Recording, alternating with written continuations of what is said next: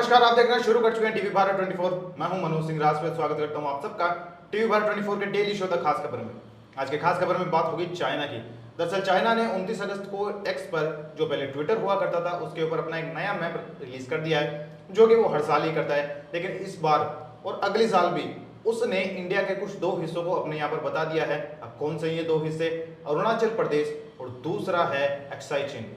ये दोनों ही इंडिया के ही टेरिटरी है, लेकिन इसके बावजूद भी चाइना इसको क्लेम करता है। और अक्साई चीन को तो उसने 1962 में ही अपने हिस्से में ले लिया था, जब 1957 में तिब्बत के ऊपर उसने कब्जा किया था। नेहरू जी की यहाँ पर आप गलती मान सकते हैं, क्योंकि उन्होंने उस टाइम पे अपनी मिलिट्री न भेजकर सबसे बड़ा नुकसान करवाया था इंडिया का और तिब्बत का भी। लेकिन आज उनको दोष न देते हुए आज के इस मुद्दे के ऊपर बात करेंगे कि क्यों चाइना ने यहाँ पर क्लेम किया है। और चाइना तो हर साल ही क्लेम करता है, इस बार कौन सा नया है और क्यों ये इंडिया की पीठ के पीछे छुरा भोंकने लायक पूरा वारदात है।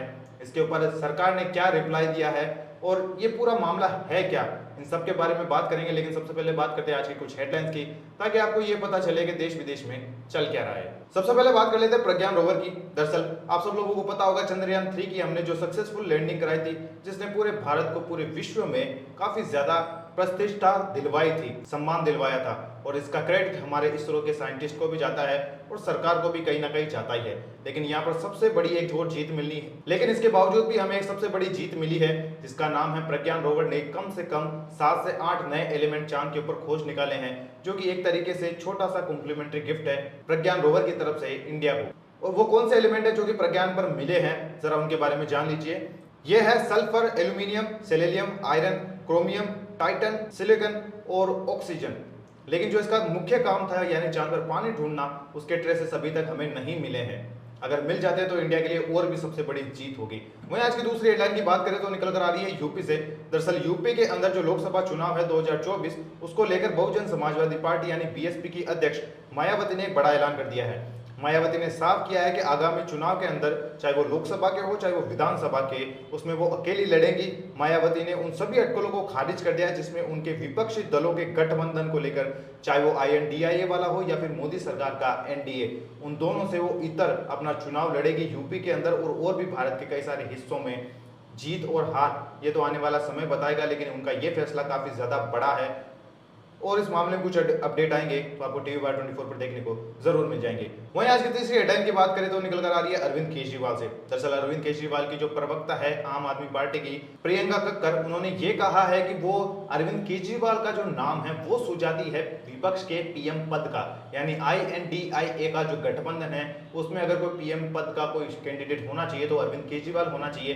क्योंकि जिस तरीके से पूरे देश के अंदर महंगाई काफी ज्यादा बढ़ रही है, अरविंद केजरीवाल ने दिल्ली के अंदर सब चीजों को कंट्रोल कर रखा है। जो दिल्ली की गवर्नमेंट है वो भी अभी भी GDP सरप्लस के अंदर है। कहने का मतलब है कि जितना उनके पास पैसा है वो प्रॉफिट में रहे, जबकि ऐसा नहीं है। हम सब लोगों को पता है कि जल बोर्ड की क्या हालत है। अभी कुछ ही दिनों पहले जल बोर्ड को 4,500 करोड़ रुपए अलग से दिए गए थे, क्योंकि उन्होंने खुद ने 2,000 करोड़ रुपए किसी और जगह पर इन्वेस्ट कर दिए। ना पुराने प्रोजेक्ट कंप्लीट हुए, ना नए वाले कंप्लीट होने की स्थिति में 4,500 करोड़ रुपए उनको अलग से दिए गए थे, ताकि वो अपने पुराने प्रोजेक्ट को किसी तरीके से कंप्लीट कर दे और उनको साफ पानी प्रोवाइड करवाए। इस मामले में अभी तक इतनी अपडेट है। वहीं आज की चौथी और आखिरी हेडलाइन की बात करें तो निकल कर आ रही है मणिपुर से। दरअसल मणिपुर के अंदर 29 अगस्त की सुबह जल्दी एक कुकी जोमी एरिया के ऊपर एक गांव था, उसके ऊपर हमला कर दिया गया। ये हमला चुराचंदपुर और विष्णुपुर के बीच में एक गांव है, वहां पर आता है। इस हमले के बीच में 2 लोगों की मौत हो गई। एक की उम्र 30 साल बताई जा रही है और दूसरे का भी कुछ कंफर्म नहीं है। वहीं आर्मी ने और पुलिस ने 4 लोगों को गिरफ्तार किया है। ये 4 लोग उग्रवादी हैं और ये आते हैं NSCN-IM से, और एक आते हैं पीपल्स लिबरेशन ऑफ आर्मी यानी PLA से, और 2 आते हैं कम्युनिस्ट पार्टी यानी KCP से। इनको गिरफ्तार करने के बाद में इनके ऊपर पूछताछ की जाएगी। इस मामले में और भी कुछ अपडेट आएंगे तो आपको टीवी भारत 24 पर देखने को जरूर मिल जाते हैं। वहीं हम बात करते हैं आज की खास खबर यानी चाइना के बारे में। दरअसल चाइना ने 29 अगस्त की रात को एक नया मैप जारी किया, जहां पर उन्होंने अरुणाचल प्रदेश और एक्साई चीन को अपने हिस्से में बताया। अब ये कोई बड़ी बात नहीं है। 2017, 2018, 2019, 2021, 2022 और 2023 की अप्रैल को भी उन्होंने यही मैप जारी किया और यही बताया कि ये दोनों हिस्से उनके अंडर नहीं आते हैं, जबकि ऐसा नहीं है। आपको ये समझना होगा कि चाइना एक ऐसा देश है जिसकी जो टोटल टेरिटरी है वो 11 देशों से मिलती है, लेकिन उसका जो बॉर्डर कॉन्फ्लिक्ट है वो तकरीबन 18 देशों के साथ में है। अब आप में से ज्यादातर लोग सोचेंगे कि ऐसा कैसे हो सकता है, तो ये ऐसे ही होता है। पास में आप एक लिस्ट देख रहे होंगे जहां पर सभी देशों और उनकी टेरिटरी के बारे में बताया गया है। आप पॉज करके वीडियो को देख सकते हैं और समझ सकते हैं क्या हुआ है।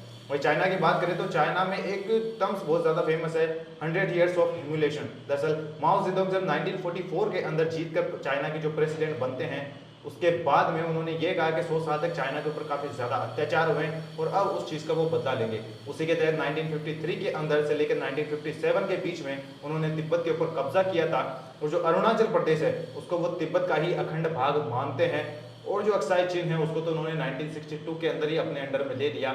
इन दोनों की गलती की सजा नहीं, इनका जो परिणाम है या फिर जिसकी वजह से ये हुआ है उसमें नेहरू जी का बहुत बड़ा हाथ है। इसके बारे में हिस्ट्री के वीडियो में कभी आपसे बातचीत जरूर होगी और आपको हम बताएंगे कि किस तरीके से इसके अंदर नेहरू जी की गलती है, क्योंकि उन्होंने उस टाइम पे आर्मी को नहीं भेजा और ये सोचा कि चाइना से हम बात यूनाइटेड नेशन के अंदर करके सोल्व कर लेंगे, जबकि वो उनकी सबसे बड़ी भूल थी। कभी बात होगी तो इसके बारे में हम आपको जरूर बताएंगे। वही चाइना की बात करें तो चाइना की ऐसी चीप टैक्टिक्स काफ़ी ज़्यादा पॉपुलर है, हर एक देश के साथ में वो हर साल ऐसा करता रहता है। आपको पता होगा चाइना और रशिया के बीच के जो संबंध है वो काफ़ी ज़्यादा मजबूत होने लगे हैं वॉर के बाद में ही, लेकिन उसके बावजूद भी चाइना ने रशिया की भी टेरिटरी को क्लेम कर लिया है। विस्तारवादी सोच का यही सबसे बड़ा नुकसान होता है और ये आने वाले टाइम में ज़रूर नुकसान का सौदा बनने वाला है। दरअसल बात ऐसी है कि चाइना ना तो कभी किसी की टेरिटरी खींच सकता है, वो तो ताइवान और साउथ चाइना सी को भी अपना बताता है, जबकि ऐसा है ही नहीं। आने वाला समय बताएगा, लेकिन उसके बावजूद भी एक चीज़ को आपको समझने की ज़रूरत होगी। चाइना की ये टेक्टिक ये एक तरीके से साइकोलॉजिकल होती है। आप यूँ समझिए कि अगर चाइना लगातार 20 साल 50 साल तक एक टेरिटरी को क्लेम करता रहेगा, यूनाइटेड नेशन में जब ये बात जाएगी तो चाइना साफ कह सकता है कि पिछले 50 साल से या फिर 100 साल से वो ये कह रहा है कि ये टेरिटरी चाइना को बिलोंग करती है, ना कि इंडिया को। हालांकि इंडिया ने भी इसके बदले में जवाब दिया है। डॉक्टर जयशंकर की मिनिस्ट्री ऑफ होम अफेयर्स ने भी इसके ऊपर एक बयान जारी किया है। वो बयान क्या है, जरा वो सुन लीजिए। मिनिस्ट्री ऑफ एक्सटर्नल अफेयर्स ने इसके ऊपर बयान जारी किया और ये कहा है कि we have today launch a strong protest through the diplomatic channel with the Chinese side on the so called 2023 standard map of China's that lay claim to the Indian territory. We rejected these claims, they have no basis. Such a step by the Chinese side only they completed that resolutions of the boundaries question। कहने का मतलब सीधा simple है कि China ने जो कुछ भी क्लेम किया है उसके ऊपर इंडिया किसी भी तरीके से एग्री नहीं होगा। इंडिया इसका विरोध करता है, जो कि उनको करना भी चाहिए।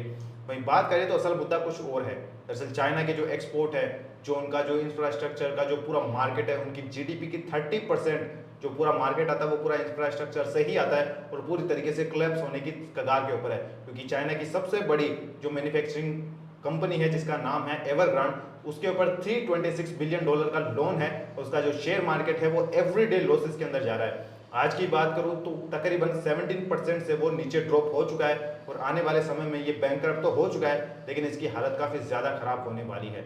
अंत में यही होगा कि चाइनीज़ की कम्युनिस्ट पार्टी इसे अपने हिस्से में ले लेगी, लेकिन किस किस को हिस्से में लेगी? चाइना की ज़्यादातर इंफ्रास्ट्रक्चर कंपनीज कोलैप्स होने यानी बैंकरप्ट होने की कगार पर आ चुकी है। अब ये तो आने वाला समय बताएगा कि चाइना कितना टिक पाएगा। चाइना के अंदर हर 5 में से एक शख्स आज बेरोजगार है, उसके पास किसी भी प्रकार की कोई नौकरी नहीं है। लेकिन अगर चाइना को लोगों को इस चीज़ से डाइवर्ट करना है तो इस तरीके के चीप टैक्टिक्स तो खेलने ही पड़ेंगे। इसके ऊपर कोई इतनी टेंशन की बात नहीं है। हमें अपनी इंडियन आर्मी और इंडियन सरकार के ऊपर विश्वास रखना चाहिए। आज के वीडियो में बस इतना ही। मैं मिलता हूँ कल फिर आपसे एक और वीडियो के साथ में। तब तक देखते रहिए टीवी भारत 24। जय हिंद, जय भारत।